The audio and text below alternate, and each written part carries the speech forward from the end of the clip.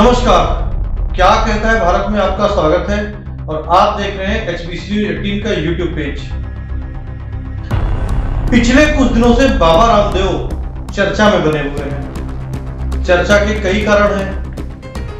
पहले उन्होंने डॉक्टर्स के ऊपर कुछ बयान दिया, फिर IMA ने उनको ललकारा, फिर बाबा ने बयान दिया, फिर IMA ने उनके ऊपर सवाल उठा दिए, फिर बाबा ने 25 सवालों की एक लिस्ट जारी कर दी और आज तो बाबा ने हद ही कर दी। उन्होंने तो भारतीय कानून के ऊपर सवाल उठा दिए। अब उनके खैर अरेस्ट तो किसी वो जो है उनका बाप भी कोई नहीं कर सकता स्वामी रामदेव को। इसी पर आधारित आज हमारा कार्यक्रम बाबा के गले में अटकी फांस और CBI को मिले नए बॉस। बाबा रामदेव लगातार चर्चा में बने हुए हैं। अपने विवादित बयानों के कारण इस समय बाबा रामदेव चर्चा में आए हैं। टर टर टर टर टर टर टर टर करते रहते, टर बनना है टर। आज उन्होंने भारतीय कानून के ऊपर सीधा सवाल तो नहीं उठाया, मगर कुछ इशारा ऐसा ही कर दिया कि कानून से ऊपर वो उठ गए। सुनिए क्या कहा बाबा ने। एलोपैथी पर विवादित टिप्पणी करने के बाद भी बाबा रामदेव शांत नहीं हुए और आज फिर एक बार उन्होंने उल जलूल बयान दे दिया।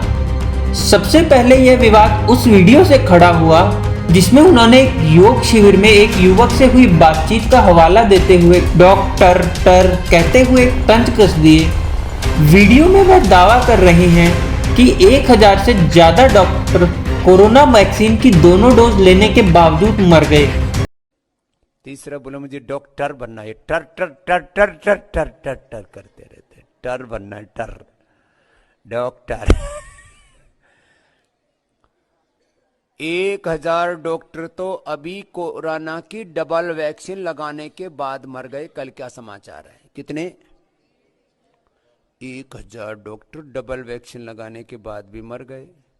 अपने आप को ही नहीं बचा पाई, वो कैसी डॉक्टरी? तो मैंने कहा डॉक्टर बनना है तो स्वामी रामदेव जैसा बन, जिसके पास में कोई डिग्री नहीं और सबका डॉक्टर है। Without any degree, with divinity, with dignity, I am a doctor.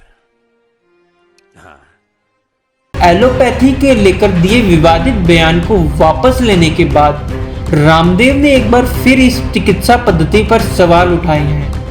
Baba Ramdev ने सोमवार को इंडियन मेडिकल एसोसिएशन और फार्मा कंपनियों को खुला खत लिखकर 25 सवाल पूछे हैं। उन्होंने कहा है कि एलोपैथी सर्वशक्तिमान और सर्वगुण संपन्न है, तो फिर एलोपैथी के डॉक्टर तो बीमार नहीं होने चाहिए। इसी पर 1000 करोड़ का मानहानि का दावा इंडियन मेडिकल एसोसिएशन उत्तराखंड ने बाबा रामदेव के ऊपर किया है। उन्होंने बाबा जी को 15 दिन का अल्टीमेटम देते हुए कहा कि या तो बाबा जी वीडियो संदेश जारी कर माफी मांगे या पैसे दे। इन सब के बाद आज बाबा रामदेव का एक और वीडियो वायरल हुआ जिसमें वह कहते हैं कि किसी के बाप में इतना दम नहीं कि बाबा रामदेव को गिरफ्तार कर सके। अब उनके खैर अरेस्ट तो किसी वो जो है उनका बाप भी कोई नहीं कर सकता स्वामी रामदेव को। लेकिन एक शोर मचा रहे हैं कि quick arrest Swami Ramdev, quick arrest Swami Ramdev. कभी कुछ चलाते हैं, कभी कुछ चलाते हैं, कभी ठग रामदेव, कभी महाठग रामदेव, कभी जो है कभी गिरफ्तार रामदेव। अब चलाते रहते, चलाने दो। तुम अपने लोगों को भी थोड़ा सा बीच बीच में अभी प्रैक्टिस हो गई है ट्रेंड चलाने की, और आप वो ट्रेंड में हमेशा ही जो टॉप पर पहुंच जाते हो। इसके लिए भी आपका बहुत बहुत अभिनंदन। HBC News 18 की बाबा को सिर्फ यही सलाह है कि बाबा जी किसी की लाइन को छोटा ना करें, अपनी लाइन को बड़ा करने की कोशिश करें। किसी की लाइन को छोटा करने से कोई फायदा नहीं होता।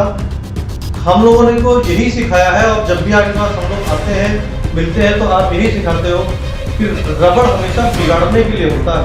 रबड़ से चीज बिगाड़ी जा सकती है, बढ़ाई नहीं जा सकती। आप भी उस चीज को देख लो। अब उनके खैर अरेस्ट तो किसी वो जो है उनका बाप भी कोई नहीं कर सकता स्वामी रामदेव को। पिछले 4 महीनों से भारत की सबसे बड़ी इन्वेस्टिगेशन एजेंसी CBI कि डायरेक्टर की कुर्सी खाली चल रही थी। इस कुर्सी के लिए योग्यतम उम्मीदवार की तलाश जारी थी। कल देर रात को इसके लिए योग्यतम उम्मीदवार मिल गया। कौन है ये योग्यतम उम्मीदवार, सुन लीजिए। महाराष्ट्र कैडर के 1985 बैच के आईपीएस सुबोध कुमार जायसवाल को देश की सबसे बड़ी जांच एजेंसी यानी सीबीआई का प्रमुख बनाया गया है।